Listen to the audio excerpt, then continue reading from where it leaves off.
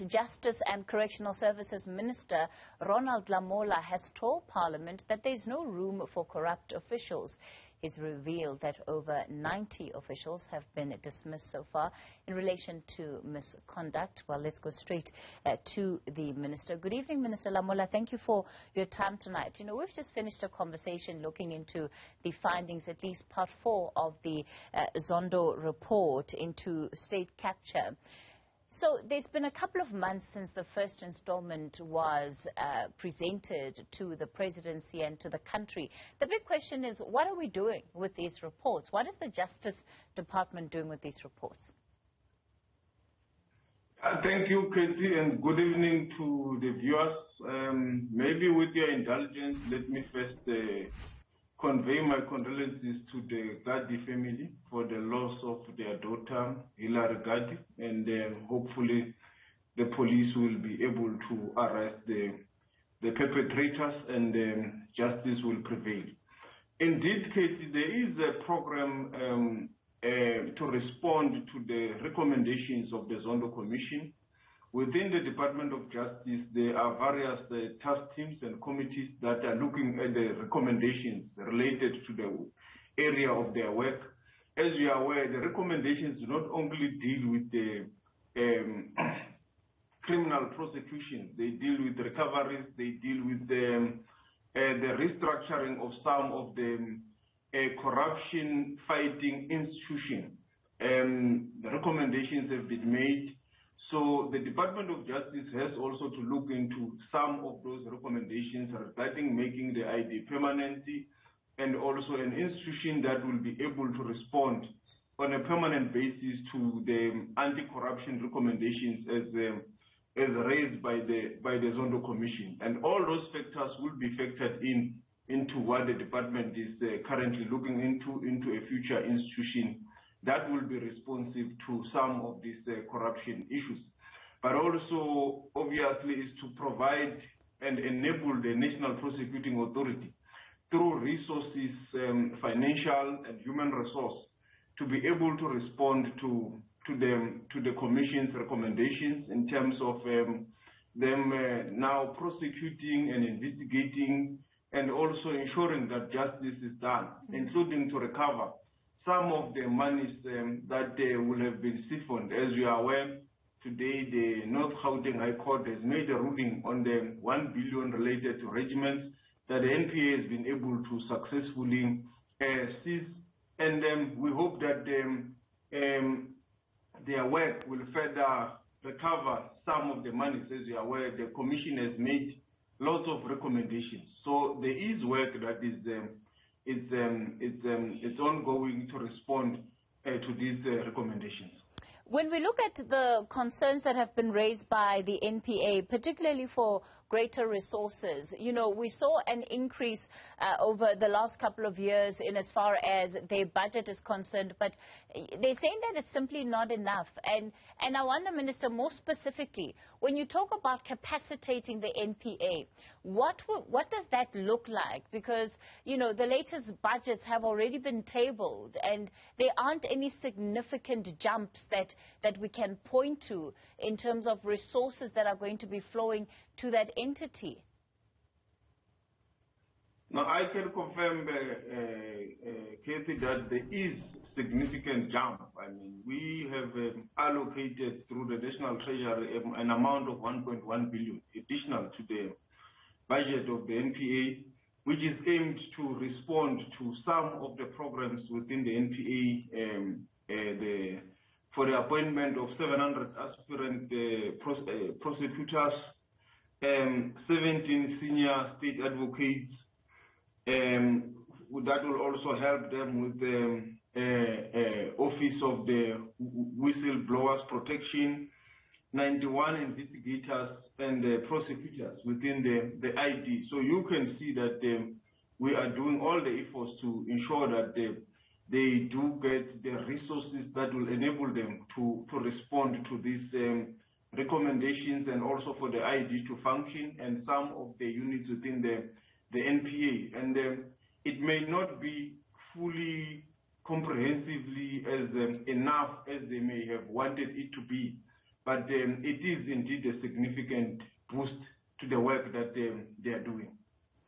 And of course, this came off the back of what were budget cuts that the NPA had experienced. So I suppose on the overall balance of things, is this not compensation for what was initially taken away from the NPA? No, it is not. It is in response to some of their needs, but also the needs that have also been added because of the added work of the outcomes of the Zondo Commission, and also of the work that is expected to be done by the Investigative Directorate. So it is a comprehensive response to that, and we do believe that they will be able through this to do their work and respond to these recommendations. And they will also be able to hire the necessary skills, including the technology that is needed to deal with some of the forensic investigations or forensic matters that they are handling. So there is indeed some kind of a boost to the work that they are expected to do. And as you have said, it may not be fully enough because it may be impossible in this fiscal environment. But given the fiscal constraints and the fiscal situation, this is the best that we could do for them, and we do believe they will be able to work within these constraints. Ultimately, people want to be able to see consequences for the kind of corruption and, in some instances, criminality that has been highlighted in the Zondo report. And, there needs to be a commitment from the Justice Department that in fact, will be the case. So how are you holding not just the NPA, but the Investigative Directorate as well, that is tasked with pursuing more high-profile cases in as far as delivering results? Yes, we monitor the performance from time to time, and we get reports of the work that they are doing, which obviously they have to do independently, without any fear or favor, and without interference from anyone. So we do get reports, and I do think that there's work that is happening. And if you look at some of the matters, as you have said, from the high-profile matters, some of them are already on the roll. The various matters related to Bosasa, you are aware they're already on the roll, that emanated from the SIU and also from the Commission's report. The Estina matter is also already on the roll. The asbestos matter is already on the roll. The arrest of Mr. Mudli, also the issues of warrants of arrest for Mr. Ernath, who are Indian nationals, A. Jain, Arbad, J. Parek, and the arrest of arrest warrants that have been issued, international arrest warrants for Atul Gupta, Reggie Gupta, Chate Gupta, and Arti Gupta. This is work that is already there. And on top of that, there is already billions of rands that have been forfeited, as I spoke about the 1 billion rand today. But also there was also 1.4 billion assets forfeiture with regards to the Tagula construction matter of ESCOM that they've already worked on. And there have also been other matters that there's been millions of rands that have been forfeited back into the coffers of the state, from both the NPA and also from the SIU. As you will remember, the matter of ABB that has paid back 1.6 billion rands. So there is work that is happening, Cathy, and I do believe that hand in hand with prosecution, it must also be the recovery of the assets and the money that has been siphoned. And if that goes hand in hand, the fiscals will be able to recover some of the billions that have went into this project of a grand scheme of state capture. So indeed, we hold them into account to get reports to see indeed that they implement what the NPA Act expects them to do and the Constitution. Minister Lamola, a lot of the cases that you mentioned are cases that have been pursued for a number of years now, but have been stalled or interrupted for whatever reason really. Are you satisfied, perhaps, is really the question, with the pace and the scale of work that is coming out of the NPA more specifically, and the investigating directorate, because they've been in existence now for about 3 years, but we're still very much talking about an organization that seems to still be getting up on its feet? There is no shortcut in the law, Cathy. It's not possible to do a case within a day. Some of these matters are very sophisticated. They need a sophisticated response, highly complex, high global scale in terms of the wiring of the money. You need a combination of various skills to be able to track down and end up having the matter on the roll before court. So indeed, while they do take time, it's better late than never, but it's also better by the time it is at the court. The NPA and the institutions, the law enforcement agencies can be able to withstand scrutiny. As you can see, the matter now that the Gauteng High Court has ruled on today in the billion rand that relates to regiments. In the last court appearance, one judge had ruled against the NPA on the basis of a legal technicality and a point. So they need to prepare, they need to ensure that by the time the matter goes to these courts, they are also strengthened by the evidence and by the law.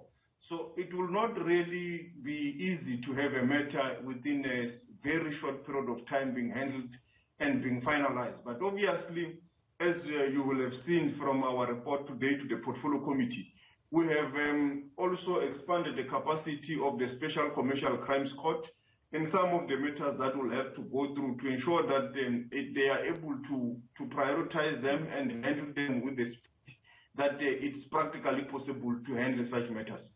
Minister Lamola, one of the issues I also want to ask you about is around the role of the criminal justice system, especially where political killings are concerned. Just this past weekend, we saw 2 ANC members being killed in the Eastern Cape, and this is off the back of what has been an increasing number of politically linked or associated killings. The Energy Minister, Gwede Mantashe, is saying that he believes it's ultimately up to the Justice Department to ensure that these murders are not only investigated but their convictions.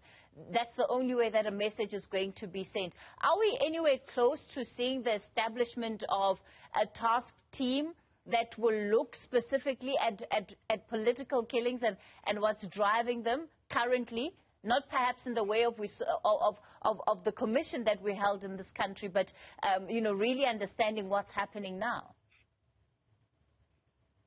Yes, I agree with the Energy Minister that we can only be able to send a clear message that this is unacceptable, it's an act of barbarism when people have been arrested and prosecuted and convicted for these crimes. And as you are aware, there is a task team in KwaZulu-Natal handling some of the matters. Some of them are on the roll, some are still being investigated. And I think for that question, the police minister will be able to respond as to whether from their side they are looking at that aspect of a task team. But from our side with the NPA, they are always ready to help the police in some of these investigations and in terms of the prosecution to ensure that justice prevails. In terms of the justice and security cluster, there were previously engagements on how else this issue could be responded to more holistically, because it's much bigger than KZN right now. It's affecting many different provinces. Yes, obviously there is some kind of engagement, but we can only be able to announce when there is a concrete agreement and outcome. And at this stage, I can only be able to say that we stand ready to in terms of the NPA, they always stand ready to help the police in terms of guiding some of these investigations, so that by the time the matter arrives in court, it's a prosecution ready and the possibility of proving the case beyond reasonable doubt is always high. Are you able to tell us a little bit about the modalities that are being discussed within the security and justice cluster? Now, obviously, that is information that is confidential, Cathy. Hence, I say I'm not at liberty to come with that, but I can only be able to state that the NPA remains ready to continue to help the South African Police Service to be able to investigate and to guide the investigations, so that the matters, when they reach the court, they are able to prove the cases beyond reasonable doubt.